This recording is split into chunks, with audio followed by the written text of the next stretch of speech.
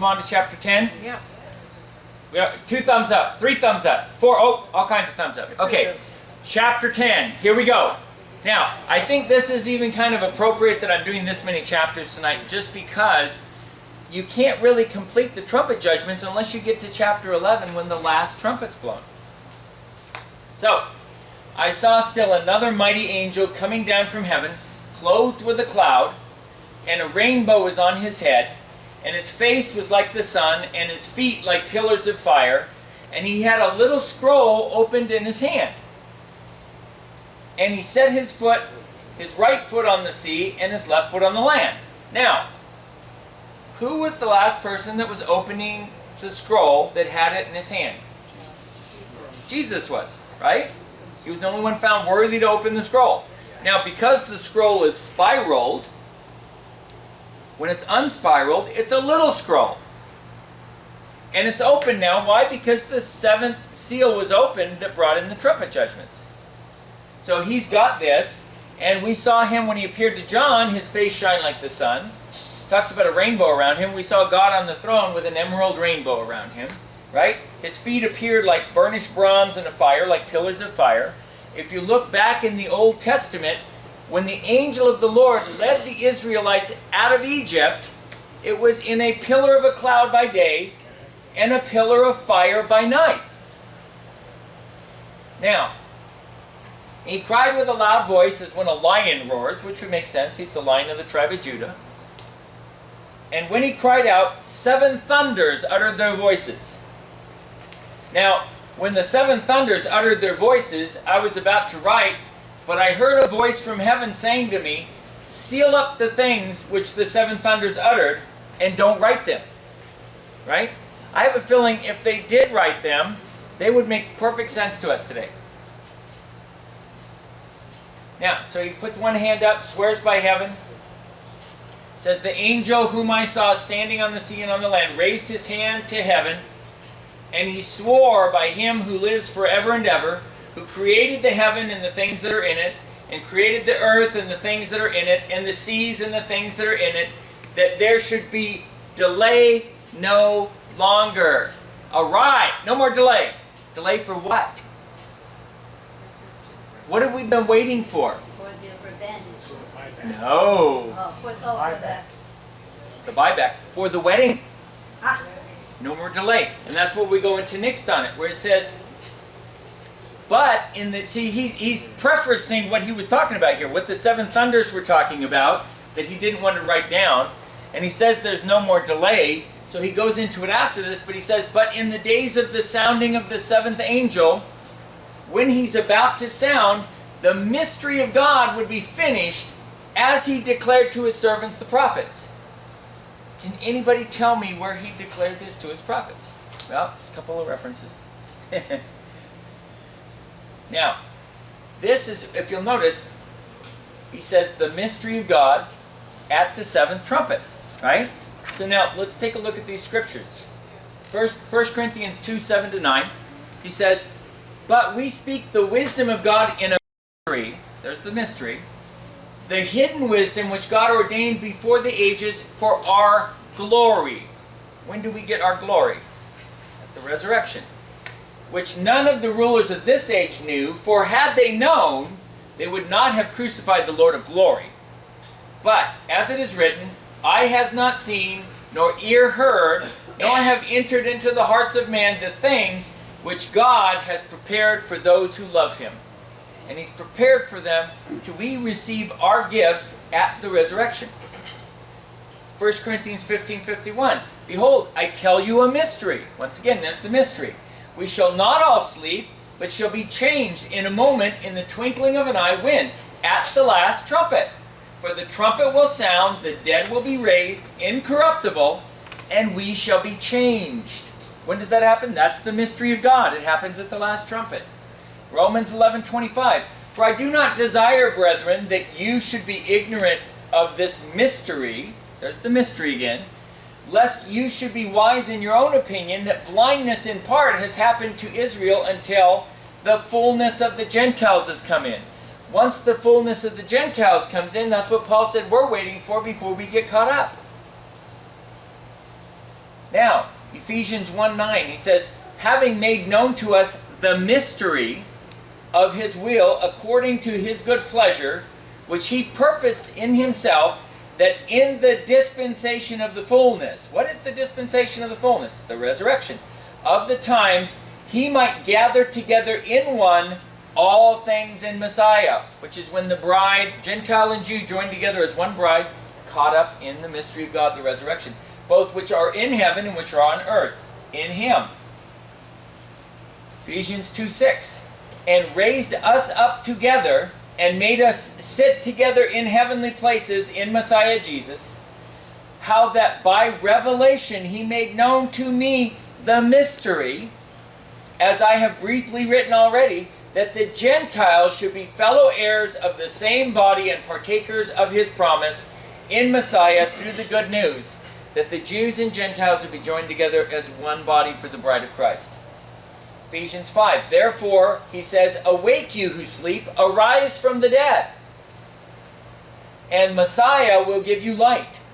For we are members of his body, and his flesh, and of his bones.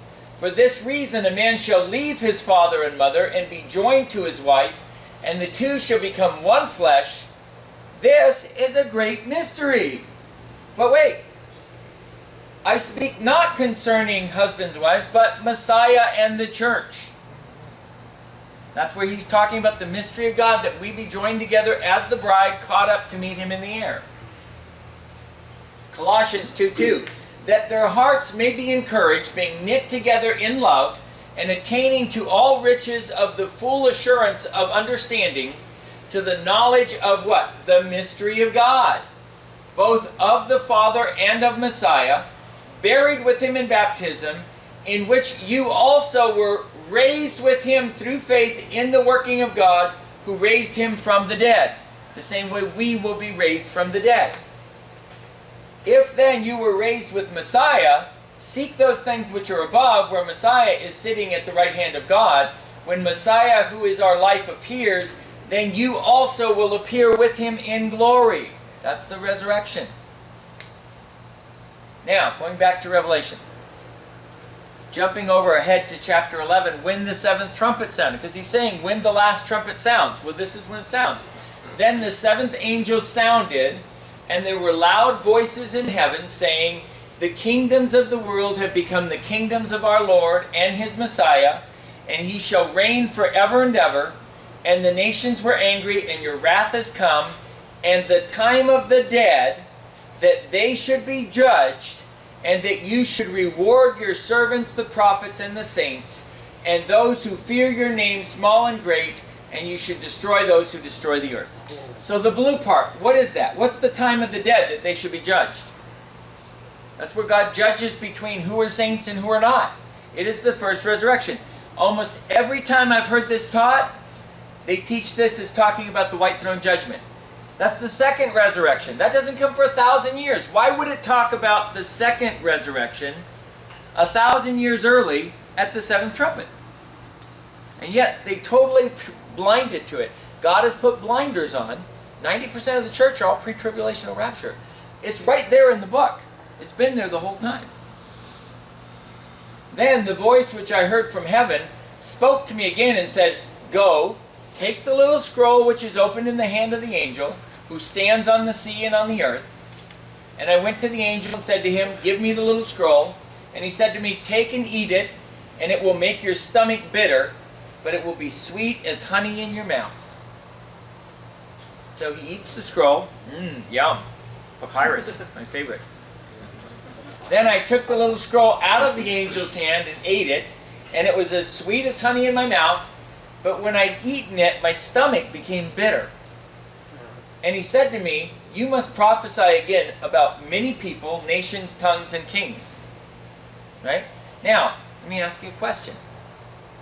Why is it like honey in his mouth, but makes his stomach bitter? Now, if you recall, this is a recap from Ezekiel. Ezekiel, the same thing. He was given a scroll, told to eat it. It was like honey in his mouth, but it made his stomach bitter. Right?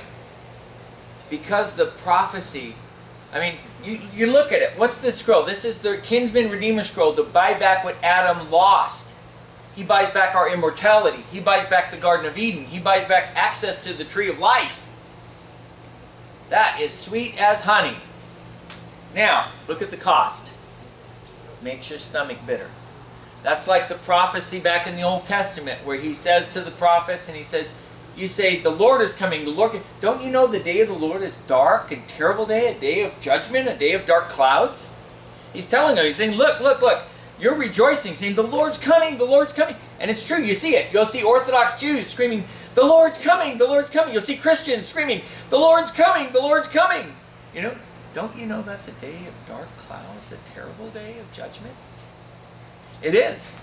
But it's a day of rejoicing for us. Even if it's through suffering, we rejoice. When he talks about the wine is joy. And so the oil and wine that he talks about is the anointing of being able to have joy even in the suffering. Questions? Any questions about chapter 10? Yes? I just have a bit confused. We've heard 6 trumpets and they've all been blown in a threatening manner. And now we come to the 7th. Wait, what's a threatening manner? Well, all these bad things are going to happen. Right, because it's the answer to the prayer of those saints who said, how long before you avenge the blood that they shed of us? And so their prayers get answered.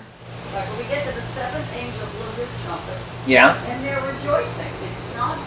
They're rejoicing because now the bride's caught up, and now that we're out of the way, we're not appointed to wrath, his wrath has come. Let's go back to that real quick. Let's go back to that. Now, notice this. He says, the nations were angry, and your wrath has come. You see, that last woe, the 7th trumpet, and the last woe, the 3rd woe, we're caught up. It's time for the dead to be judged and rewarded. The rewarding of the servants and the prophets and the saints.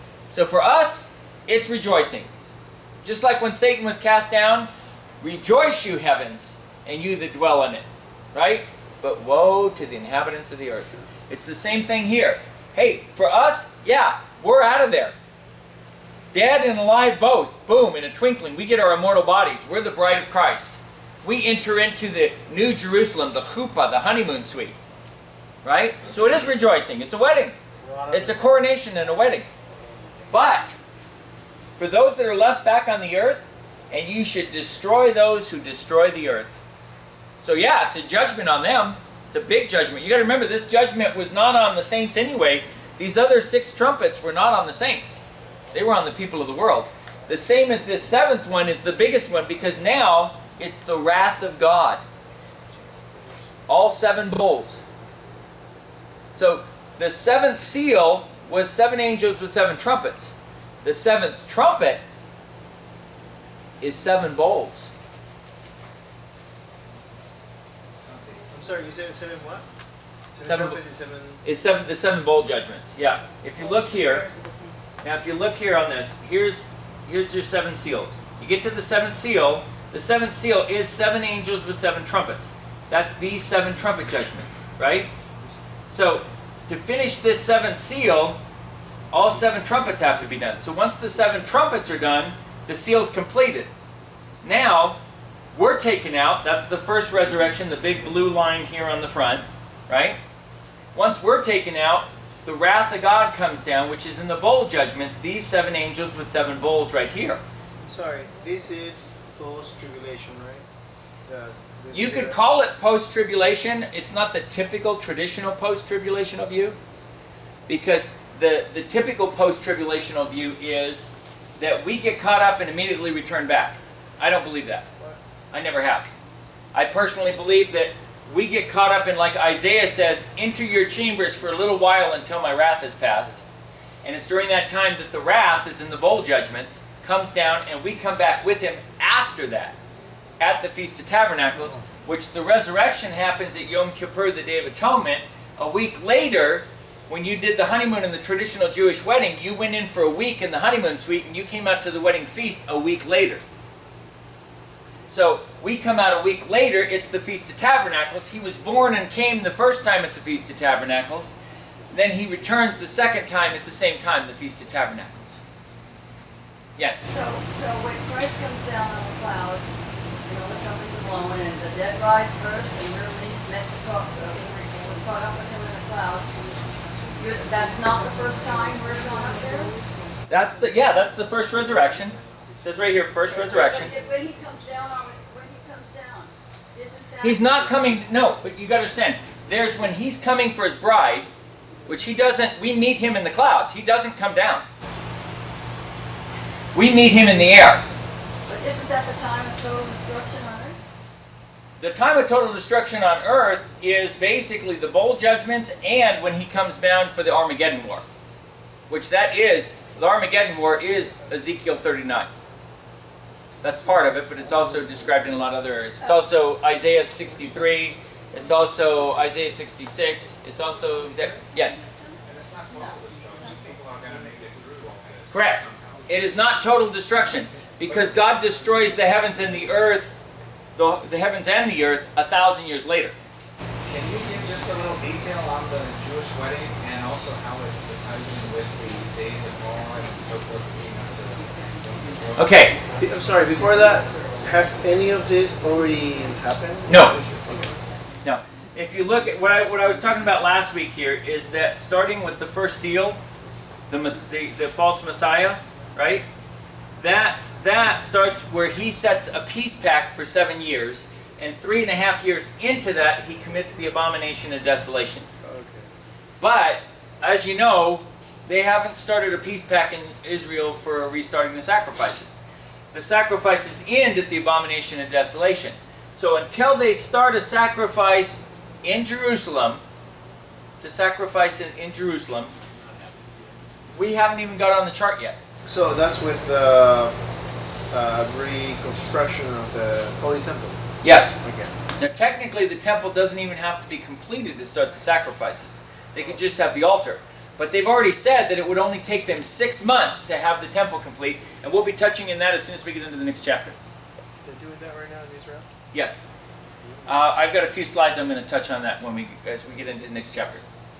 Okay, so let's go back. Here's was the recapping on the traditional Jewish wedding. Okay, I have a chart, and I'll be giving that to you when we get to chapter 19 on the traditional Jewish wedding. And it correlates with what Jesus did in the Gospels. It correlates with the betrothal. It correlates with a lot of it. You have, in the Jewish tradition, when you were betrothed, you were as good as married. You were already considered married. If you'll notice, Lot's daughters had husbands who didn't leave with them. But it said that they were virgins and had never slept with a man. How could they have husbands if they never slept with a man? Simple. When you were betrothed, you still didn't sleep with your husband. You didn't consummate until the marriage. So, but they were still considered your husband in the Jewish tradition. In your betrothal, when you were engaged to be married, it was during that time that the mother was teaching you how to please the husband, the woman how to please the husband, and which is a picture of the Holy Spirit teaching us how to please Jesus, right? And the groom would go to prepare a house, prepare a place. And when the father believed that the groom was ready, he would go ahead and send out the invitations to all the people that were invited to the wedding that would be coming for the wedding ceremony. Now, the way the wedding worked was the bride and the groom were married, would enter into the honeymoon suite, consummate the marriage, but they wouldn't come out of the wedding suite, the honeymoon suite, the chuppah, until 7 days later they would come out to the wedding feast. The wedding feast did not occur at the same time as the wedding. So they would enter into, so the wedding, and that's why I say the resurrection, the rapture, which is a wedding, right, doesn't take place at the same time that he comes out to the wedding feast in chapter 19. Because, as it said on there, the mystery of God, that we would be caught up at the seventh trumpet, the mystery of God, that we would be caught up and translated in the twinkling of an eye, as it says in 1 Thessalonians, as it says in 2 Corinthians, and so on. Most of those we already just covered. That we would be caught up as the bride, joined to Messiah. And then Isaiah says, enter your chambers. It's talking about the honeymoon chambers, the chuppah, for a little while until my wrath has passed. That wrath is where these bowl judgments come in. Now, the typical traditional post-tribulational view is that we're caught up and we immediately come back with him. Well, that's not the way the wedding works. The wedding works, we're caught up, we enter into the honeymoon suite, we don't come back for a week. And if we did come back right away, when did the bowl judgments happen? How did the bowl judgments happen? It doesn't leave any place for the bowl judgments to take place in there. Yes? And it makes so much sense because the bowl judgments include things like water that's undrinkable, and man will die after 3 days without water. Right, so exactly. It doesn't take long for the bowl judgments to... The whole wrath of God, if Jesus delayed his coming, nobody would be left on the face of the planet. And I believe that's why that was put in the scriptures, that if he delayed his coming, nobody would be left. Because no water, how long's man going to last with no water? 3 days. Yes? And another thing, Chauncey, I think a lot of people confuse semantically is that the second coming of Christ is not when we meet him in the air. The second coming is when he returns. When he's returning back for Armageddon. Correct. And there's a big difference between when first resurrection, where we meet him in the air, the harvest, and if you'll notice on that harvest, there's two harvests. There's the one harvest, which is us, what it talks about in the parable, where we're brought into the barns. And then there's the other harvest, where they're thrown into the fire, and that is where the judgment comes on those who are not in the first resurrection. And he tells you later on that those that are in the first resurrection, the second death has no power over them. It tells you later on in it, because they were already judged and basically rewarded at the first resurrection. It isn't until the second resurrection, 1,000 years later on the same day, that the second resurrection comes in at the white throne judgment for everybody who was not in the first resurrection.